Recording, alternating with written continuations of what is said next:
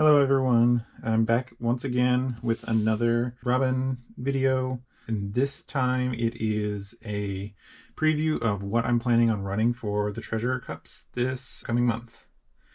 So I'm going to be playing Robin in all 4 of the Treasure Cups this month.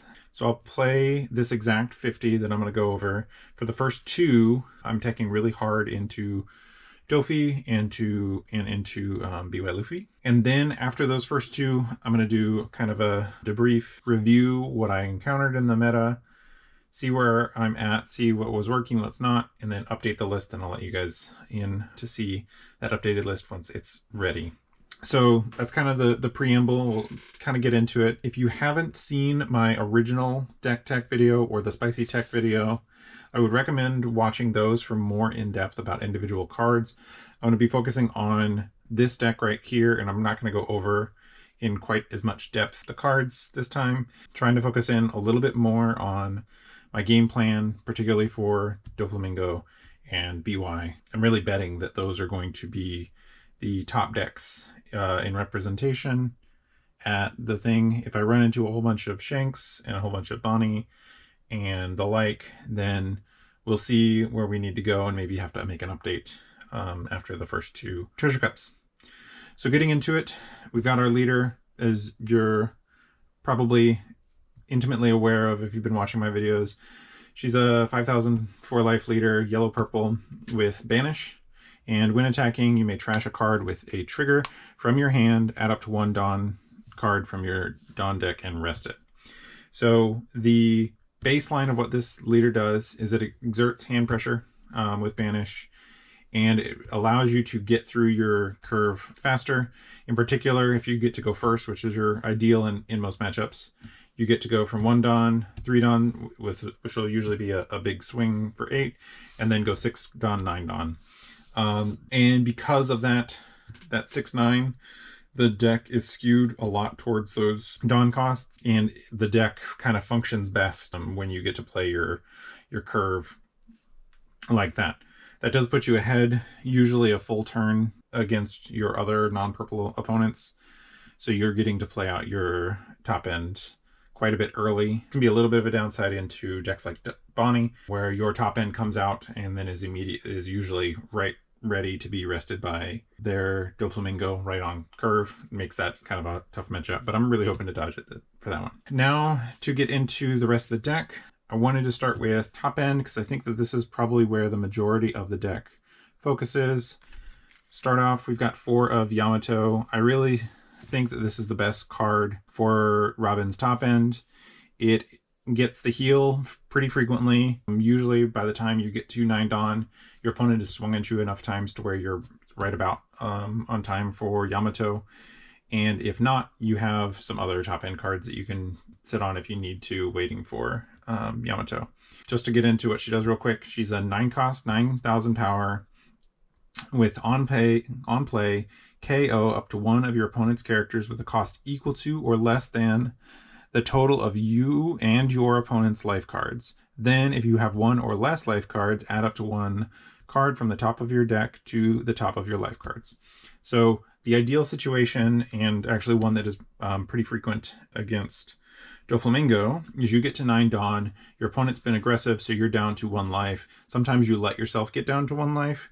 It can be tricky though because of pudding, but in an ideal situation, you'll be at 1 life versus they're probably 3 or 4. You get to play out Yamato, get a heal, and KO one of their bodies because they're all 4s. And this, if you can survive to chain a couple Yamatos into Doflamingo, that can oftentimes be enough to go lights out for them. So that's really important as a top end option if you're expecting a lot of Doflamingo. The next 2, we have 2 of Charlotte Linlin. She is a non-cost 9,000 power on play Dawn -1. You may trash 1 card from your hand, add up to 1 card from the top of your deck to the top of your life cards, then add up to 1 of your opponent's characters with a cost of 6 or less to the top or bottom of your opponent's life cards face up. So the biggest advantage for this one is against BY or other, maybe Bonnie, sometimes Shanks. You get to take pressure off of your life total while gaining life And in the case of BY, really making it difficult for them. What you want to do against BY in particular is to put one of their little dorks, say a Garp or a Flampe or a Makino or something like that. You want to put that into their life so that they have to burn another 2k or have to have gotten a Punch Luffy to stick. And ideally you want to target Punch Luffy as aggressively as possible so they won't have it. So it's just making them burn more cards onto the battlefield. And that paired with your leader ability, putting hand pressure on them, you can kind of really put them into a rough spot. It's not a guarantee, but it is a very nice place to be. It's also a face-up card. So if they try to, if you put, for example, a card like a Garp on top of their life, they can plan pay it, but it'll go to the trash and they won't get the card draw because they haven't paid the cost of putting a card from the life into their hand. Luffy's ability prevents it from going to hand, so it prevents that cost from ever being paid. So niche little effect that sometimes comes up, and definitely something to watch because I think that is a niche enough ruling that it might not, your opponent might not know it. So be careful when you play that.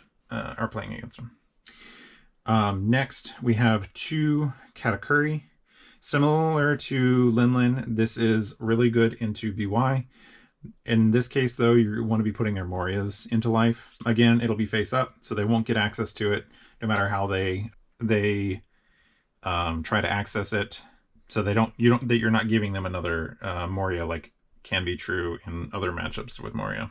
The other nice thing about Katakuri is it's the 1 cost cheaper, so it gives you 1 extra Don to work with, either attaching to your leader or playing out something like an Olvia, which we'll get to later.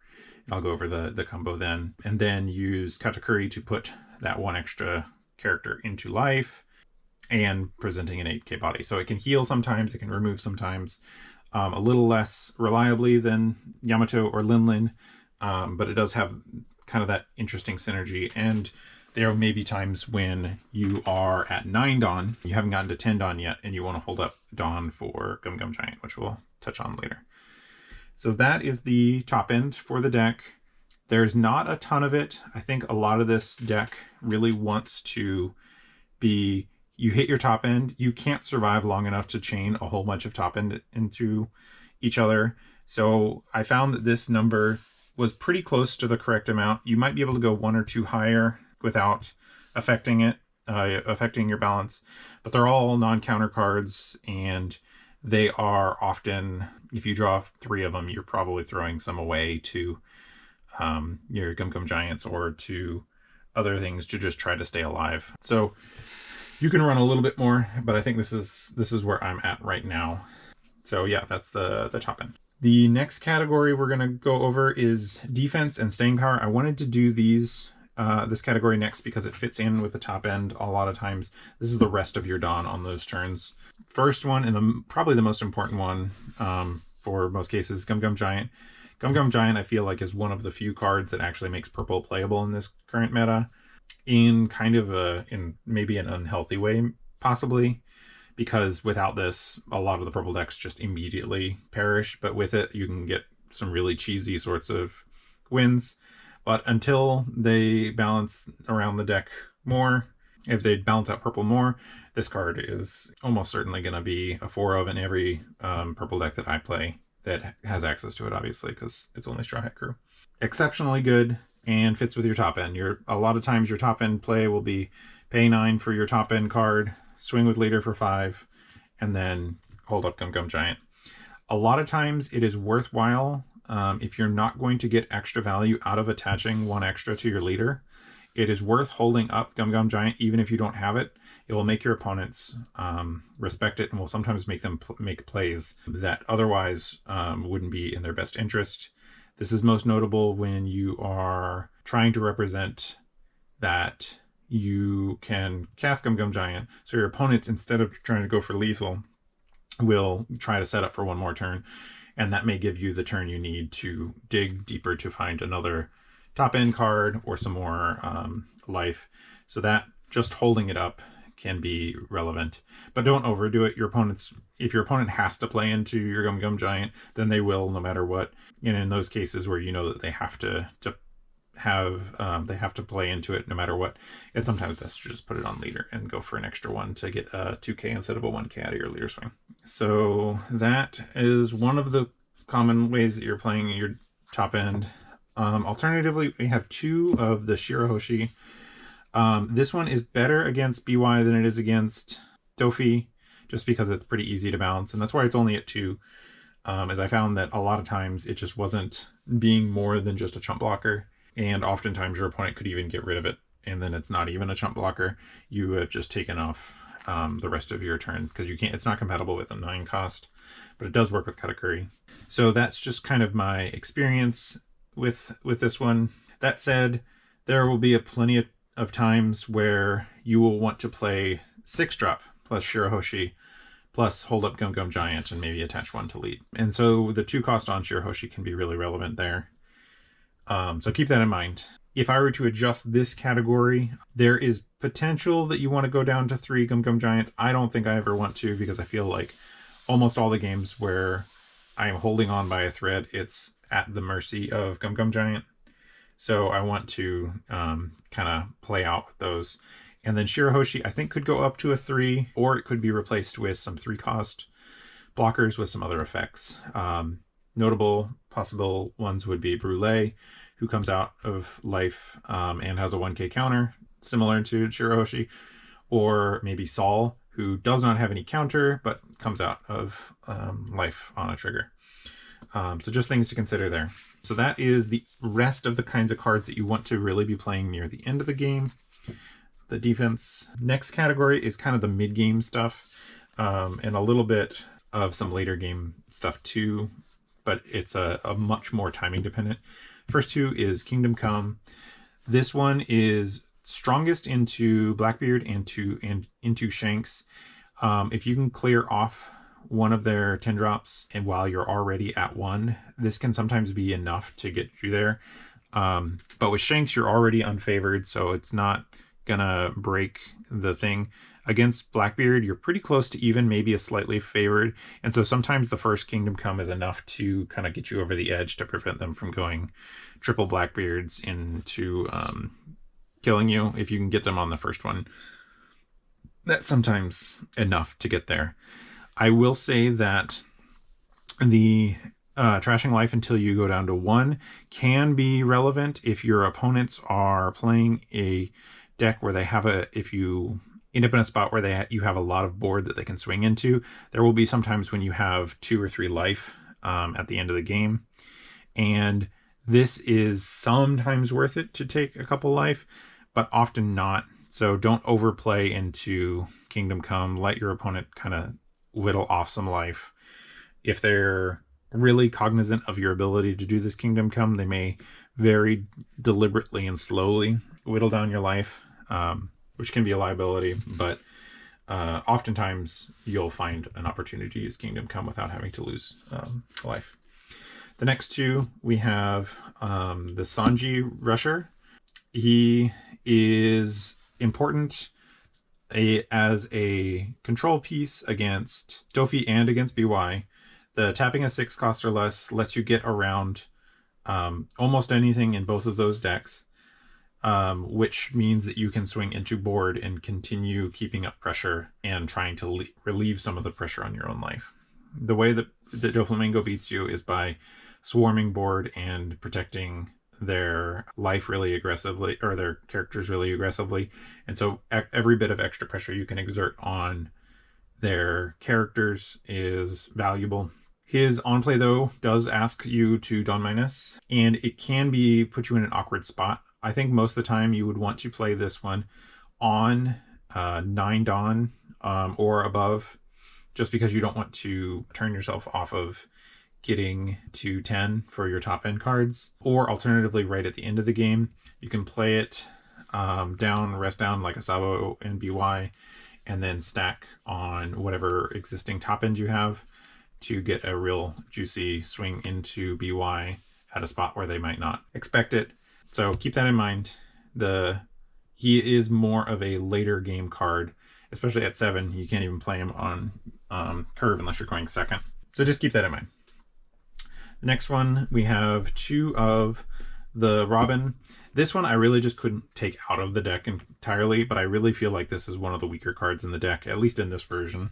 The on-play Burn a Life is so often turned off, or it is competing with a better play on 6. There are a couple spots where it can be really relevant though.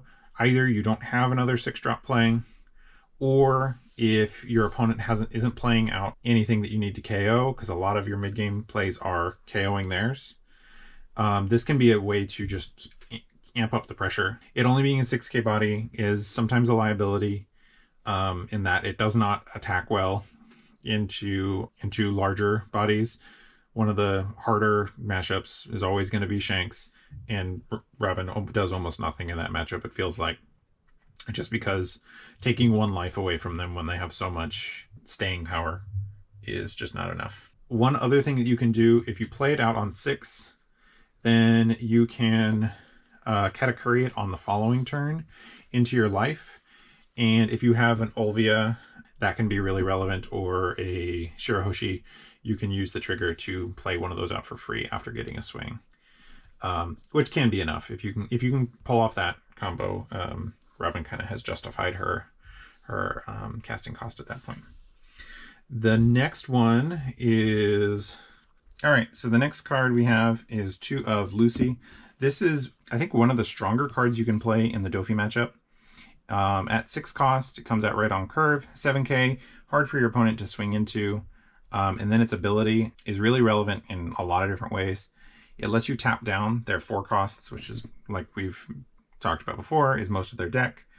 Lets you swing at the board, because they're usually going to have something to swing at. So you swing at something, tap something else down, and so you can get a lot of pressure on their board with it. And then to top it all off, it is card advantage. And I think one of the things that Doffy can do to win the matchup is to apply enough aggression early to exhaust all of your counter and such. So the card draw on Lucy can really help extend your counter power and give you what you need to make it to a stable point. The biggest downside to the card advantage, though, is you have to be really careful around putting. It's something that I'm still getting used to. It's probably, if I lose to Doffy's in the Treasure Cup, it's probably going to be to lots of Jimbei's, or it's going to be to a well-timed pudding. And I'm still really working on that practice. And the final card in this category, we have 2 of Bonnie. Bonnie is one of your card advantage cards. It's kind of a flexible card. It can come out in a couple different points in the game to either use up some Dawn at a convenient spot to later be useful for its ability, or to come down late game to dig for more Gum Giants or something like that. So it has a lot of different spots that it can come down. If you can establish a board with 2 or 3 guys, which is most relevant against something like Blackbeard, who oftentimes you're exerting enough pressure to where they can't set up their KO engines as much, so you can get away with having more than 1 guy on the field. Bonnie can really make a difference there in allowing you to push on their life without running out of gas. And so just be aware of that. Also, the trigger is one that comes up a lot of times. When I see this trigger, I will just use it, because Bonnie, while useful, is also something that sometimes that draw to trash one will just get you higher quality cards. But it is a good card against the Blackbeard matchup. Can be useful in places where your opponent's not going to be running a lot of removal, as a way of just kind of shifting around your pieces to find the pieces that are relevant for the matchup. If I were to change anything in this group, I think Lucy is pretty good at 2. It's one of the ones that is tough to run too many of because it doesn't have a counter. If you were running more defensive events, say the 0-drop or 0-cost events, you might be able to fit in an extra copy of this. Sanji is one that I think is a good at 2. You could choose to replace it with a different card that fits that kind of like tap down thing. Kingdom Come, it depends on what you're trying to tech into. I'm going to continue running 2 because I think that it is important enough in the Blackbeard matchup that it is worth it. And in the Doflamingo matchup, you just toss it away. Robin is another card that you could trim some number of. I'm not 100% sure what the best card to replace it is. Probably something else in the general mid-game piece. But she has, I mean, it's Robin too, so it's hard to fully cut her from the deck. But she does feel particularly weak. Alternatively, you could go higher on Robins and try to really exert the life pressure in the mid-game, so that you can require less turns to finish the game. That is an option, but it's not without risks, and you definitely need to have a good path to survival in those games. One of the bigger things with Robin is if you play her out and then she just gets cleared with their bodies after you go to attack with her, she can really kind of leave you without kind of a reward for it.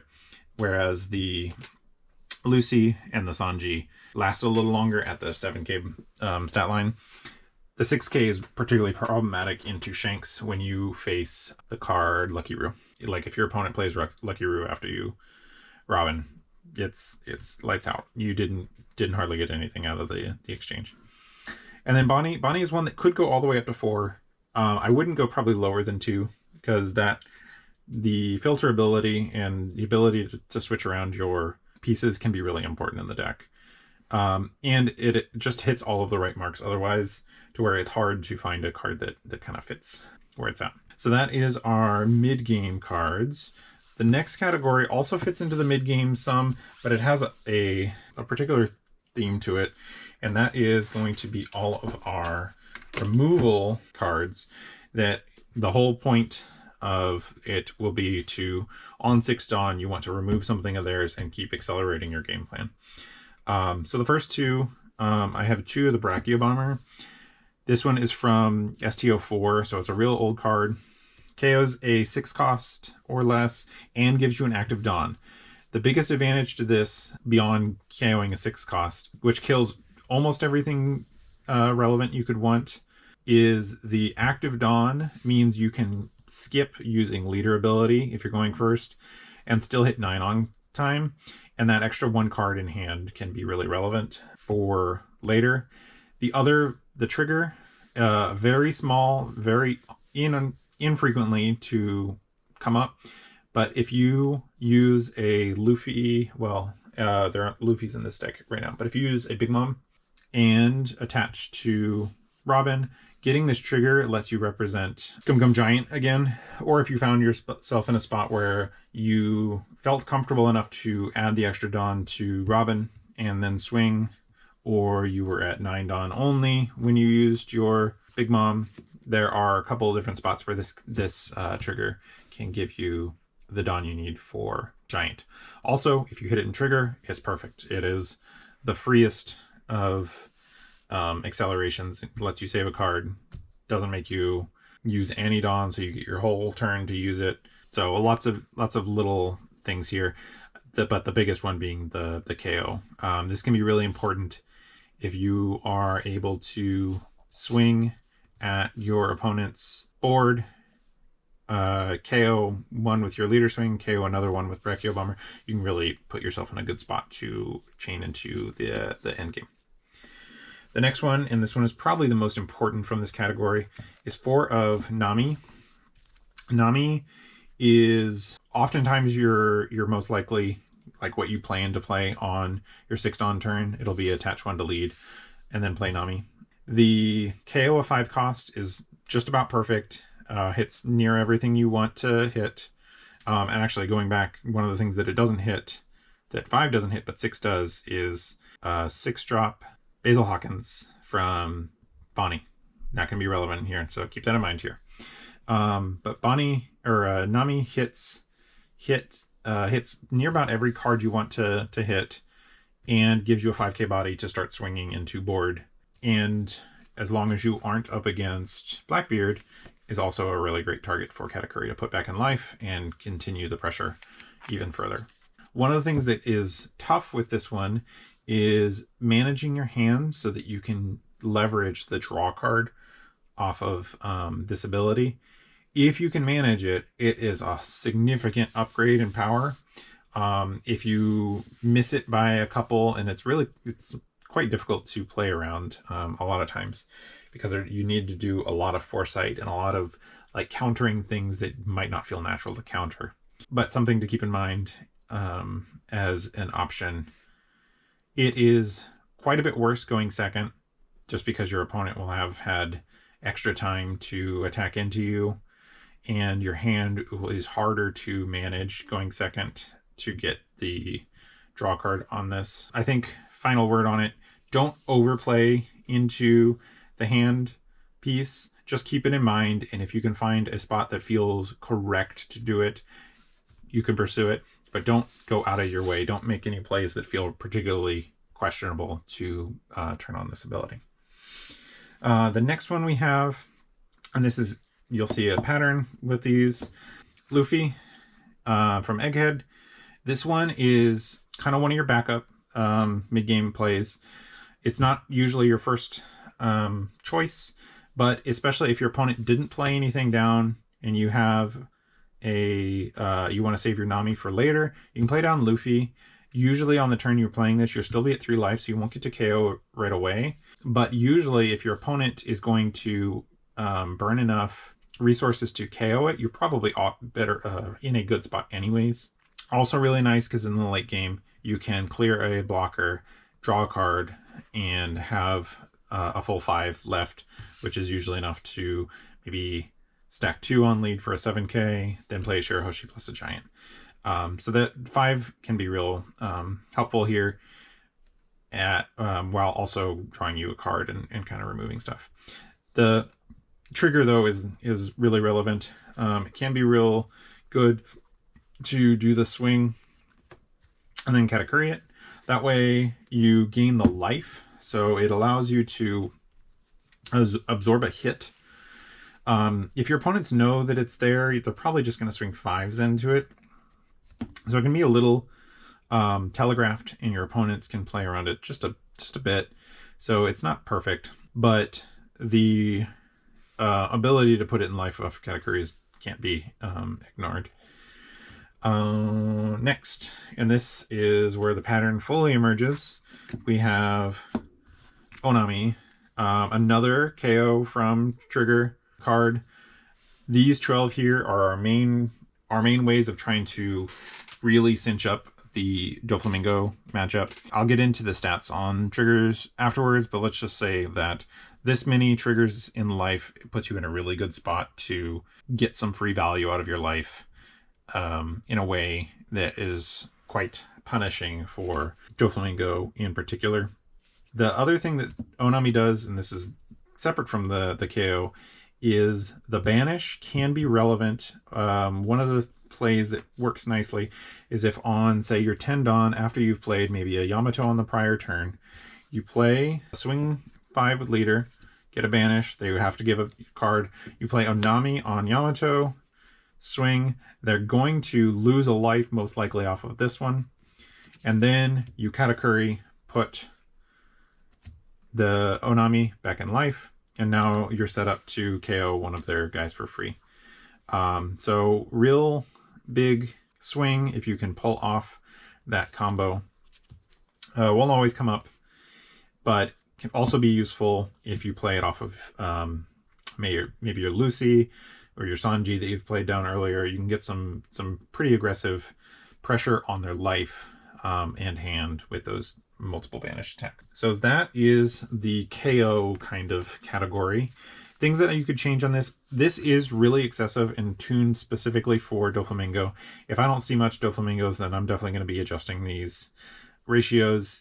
Options in this kind of mid-game thing. The most common card you'll see instead of Brachio Bomber is Miss All Sunday, in that they both do that ramp effect. Miss All Sunday giving you a card draw all the time. This one only giving you a card draw through the lack of needing to use your Robin effect. And then it trades the Surefire KO a 6 cost with a 5k body that can potentially KO or drain extra cards from their hands later.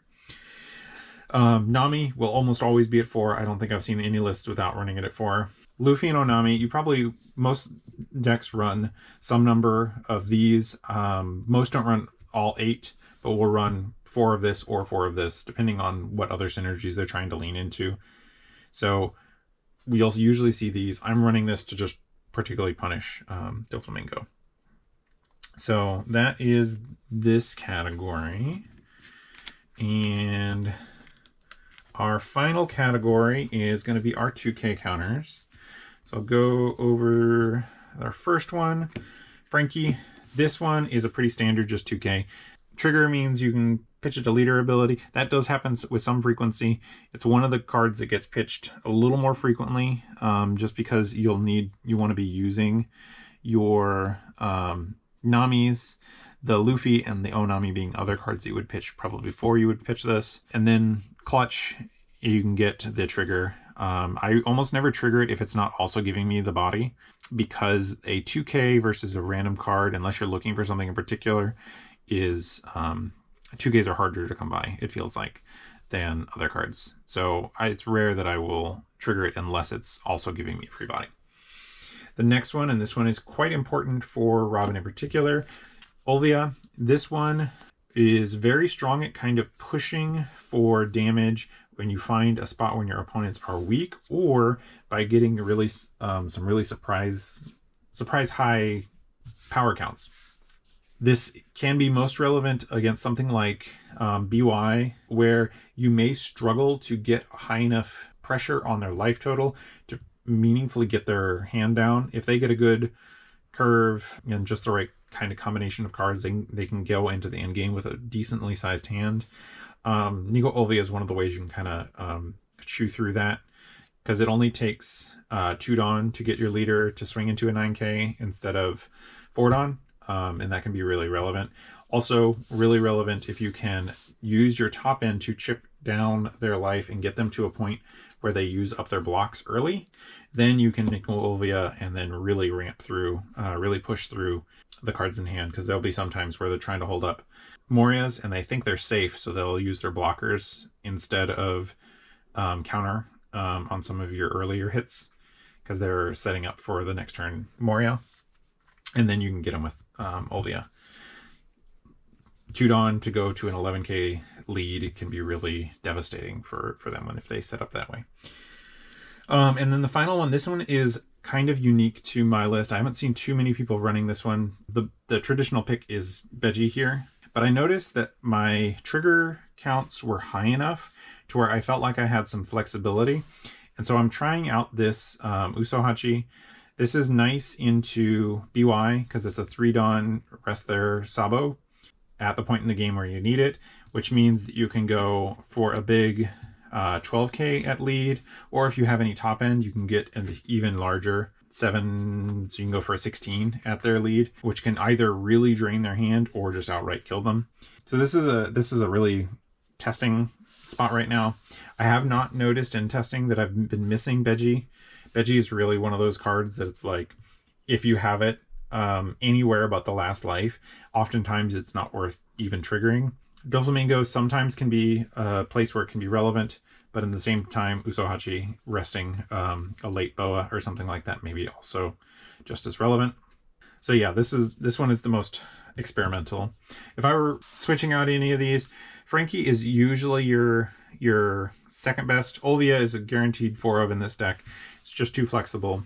And one thing I didn't mention, play Olvia, swing 8, play Katakuri, put Olvia in life, and then hold up Gum Gum Giant is a very meaningful in-game turn. So keep those points in mind. So coming back to this category, Olvias are definitely going to have. Frankie is replaceable. You want something with 2K, you want a counter on it because you want to keep your counters high enough. This one ends up being typically the second best one. Beji is another option.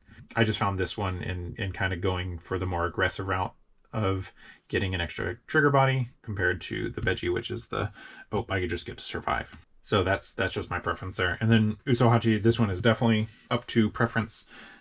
Other options that you could try, you could run maybe a Fronosuke if you want another rush threat, but I think in general If you're not running Veggie, then Usohachi would be the card I draw, or I would run. So that is the final category here. Going into a bit of the numbers, because I'm running a lot of, and I guess stepping back, the reason why I felt like I could run this is I started to run the numbers on a hypergeometric calculator for number of trigger cards and how many times you need them for your leader ability. You do need a lot for the leader ability, but I found that the numbers I was running, I was already at the point I needed. So this deck, as it stands right now, is running 28 triggers. If you are going to have your opening hand plus your first life plus the first card you draw, that's usually what I find is important for getting your first 2 triggers, first 2 ramps, which is usually all you need. So 28 triggers, first 7 cards, gives you a 97.7% chance of having at least 2 in hand, 2 or more in hand.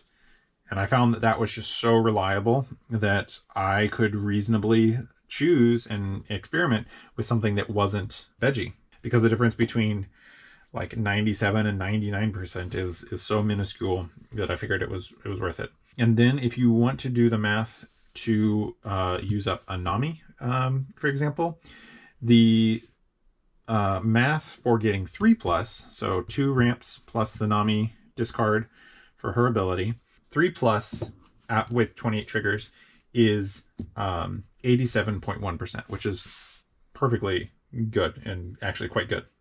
And then one other stat with those 28 triggers, you are, in your life, you are quite likely to hit more than one trigger. To hit 2+ triggers in life, you are at 78.1%. And if you get those triggers to be your Onamis, Luffy's, Namis, then you can make a really big effort into Doflamingo.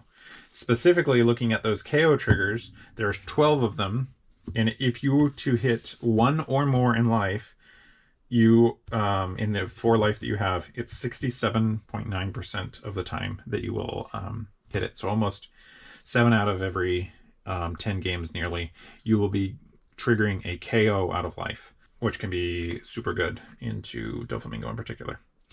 And potentially backbreaking into some other decks if you can hit them at the right time.